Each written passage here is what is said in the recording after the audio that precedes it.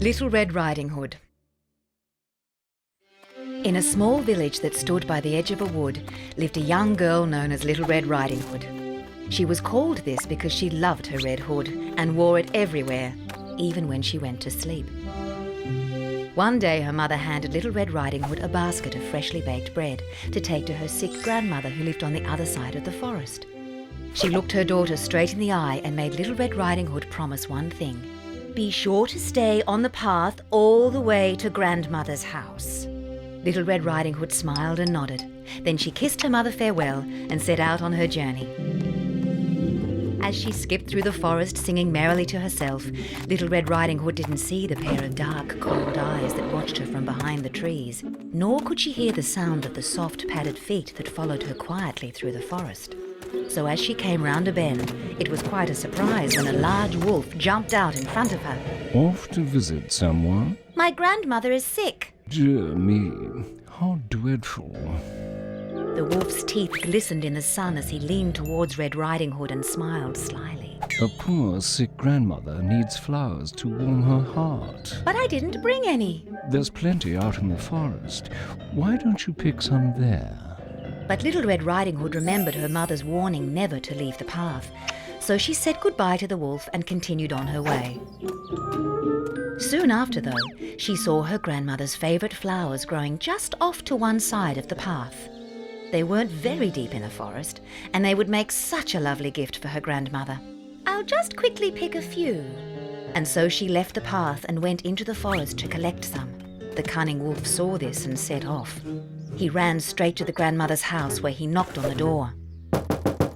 Who's there? Little Red Riding Hood with a basket of bread.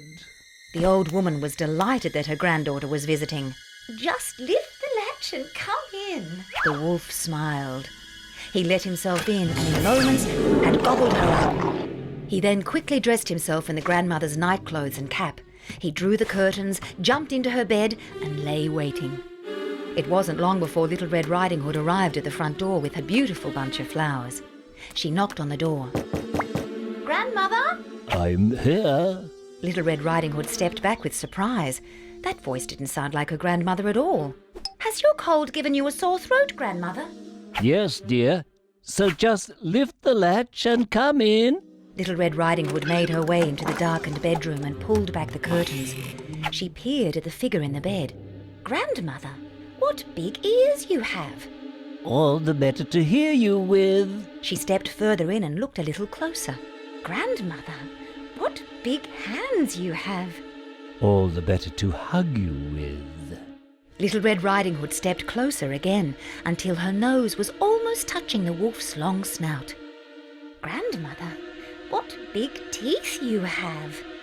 All the better to eat you with. And with that, the wolf jumped out of the bed and grabbed poor Little Red Riding Hood.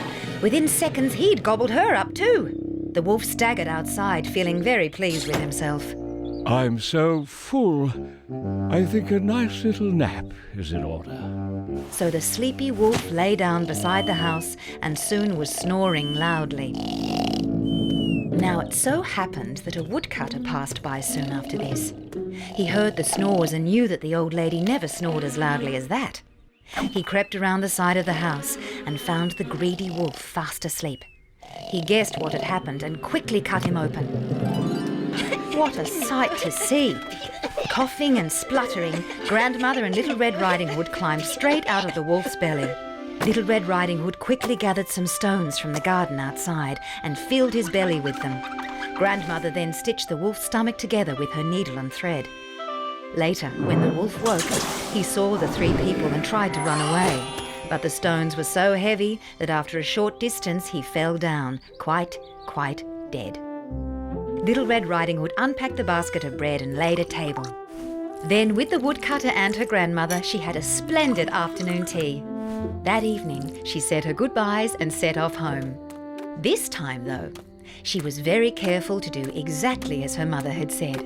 She stayed on that path all the way home.